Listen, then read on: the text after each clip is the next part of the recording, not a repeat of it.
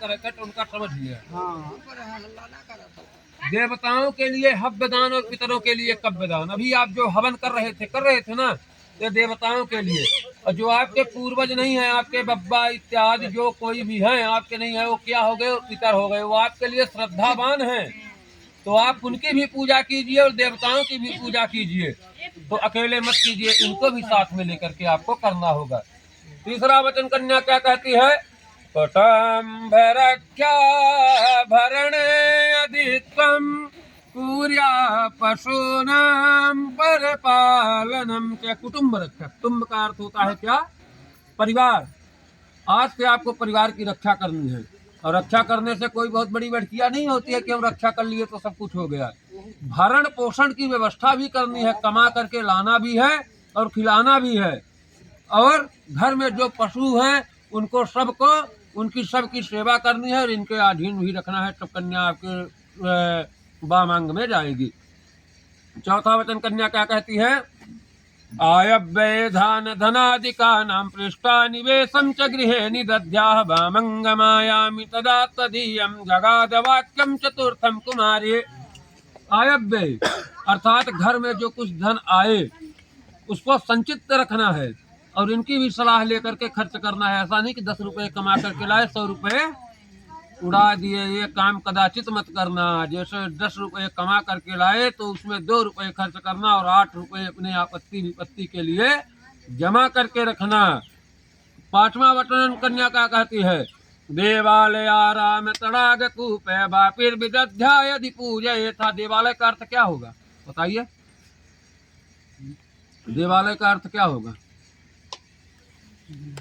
देवालय मंदिर। देवालय का अर्थ होता है मंदिर। देवालय विद्यालय ये सब बनवाना बड़े पुण्य के काम है। तो जब आप मंदिर बनवाएं, कुआं खुदवाएं, बाग बगीचे लगाएं, बावली तैयार करें, तालाब खुदवाएं, तो जब आप उनका प्रतिष्ठा करें, पूजा करें तो अकेले मत करें, इनको भी साथ में लेकर के करें। छठवां वचन कन्या क्या कहती है? देशांतरे वा शपुरांतरे वा यदा विदध्य क्रय विक्रयोवम। देश अथवा विदेश में आप कोई वस्तु का क्रय विक्रय करते हैं, उदाहरण के तौर पर आप दिल्ली गए, बहुत सुंदर नौकरी पा गए, ऐसो आराम से बिल्कुल आप सर्वगुण संपन्न, अर्थात आपके पास संपूर्ण सुख व्याप्त हो गया, परंतु अपने परिवार को, अपने माता पिता को, अपने स्त्री को आपको नहीं भूलना है। निरंतर इनका ध्यान रखना है। यदि आप ऐसा करेंगे तब कन्या आपके भामांग में जाएगी। सातवां वचन कन्या क्या कहती है? न सेवनीय यद परकिया भवा भवोत्कामनी जब्त है। पराई स्त्री चाहे कितनी भी सुंदर क्यों ना हो, परंतु आप उसका सेवन नहीं करेंगे। बड़ी है आपसे तो उसको माँ के समान, और छोटी है तो उसको आप बहन के समान देखेंगे, तब कन्या आपके वामांग में जाएगी। बताइए मंजूर है? हाँ, तो आपको जब मंजूर है तो सुनिए, आपके पति आपसे 5 वचन कह रहे हैं, आपको ध्यान पूर्वक सुनना है, समझना है, उसी हिसाब से चलना है। पहला वचन क्या कहते हैं? क्रीड़ा शरीर संस्कार समझो श्रवः दर्शनम हास्यम परिगृहे आनम। आपके पति कहते हैं ठीक है, जब तक मैं घर पर हूँ तब तक तुम क्रीड़ा करो। क्रीड़ा का अर्थात है कि हंसी मजाक करो, सबसे हंसी मजाक करो। क्रीड़ा शरीर संस्कार समझो श्रवण, शरीर का सौंदर्य और शरीर का श्रृंगार। स्त्री का श्रृंगार कौन है? पुरुष है। तो जब मैं घर पर रहूं तब तुम श्रृंगार करो, परंतु जब मैं घर पर ना रहूं तो इन सभी कार्यों से आपको मुख मोड़ लेना होगा। और सबसे इम्पोर्टेंट बात क्या कहते हैं? मदीय चित्तानुगतम न चितम सदा मदाज्ञा परिपालनम च। हमारे चित्त के अनुकूल अपना चित्त रखना। ऐसा नहीं कि हमारा चित्त कहीं हो और तुम्हारा चित्त कहीं दूसरी जगह हो, ऐसा कार्य कदाचित मत करना। मेरे चित्त के अनुसार अपना चित्त रखना और सदा मदाज्ञा परिपालनम च, हमारे आज्ञाओं का निरंतर पालन करना। इसके पश्चात आपके पति क्या कहते हैं?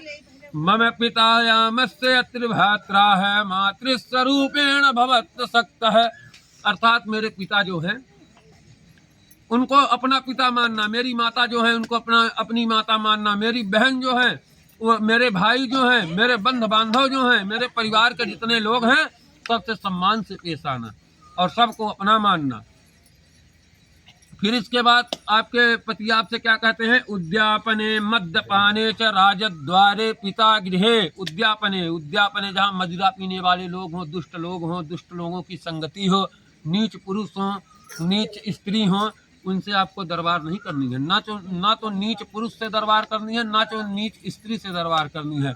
जो मदिरा पीने वाले हों उनसे भी आपको दरबार नहीं करनी है, उनके सभा में नहीं बैठना है। मद्यपाने राजद्वारे, और अकेले आपको वन में नहीं जाना है, किसी ऐसी जगह पर आपको नहीं जाना है जहाँ कोई न हो, जहाँ सुनसान हो।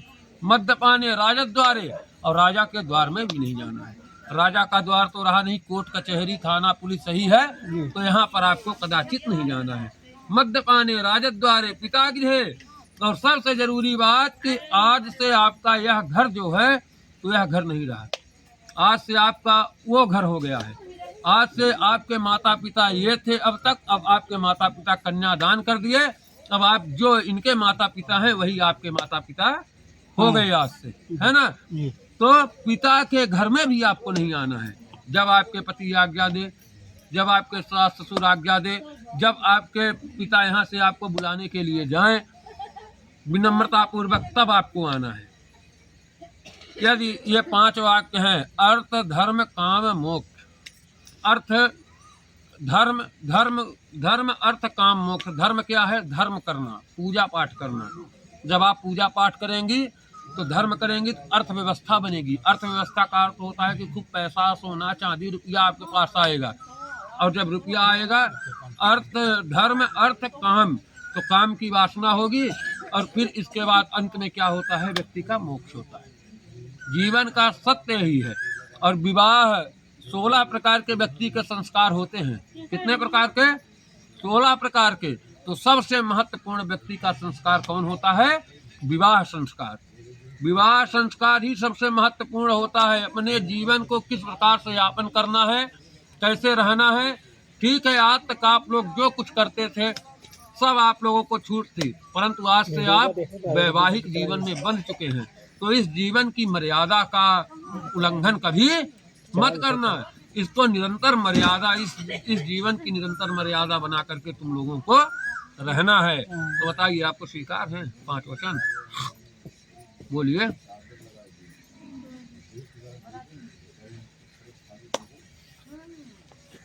आप इस तरह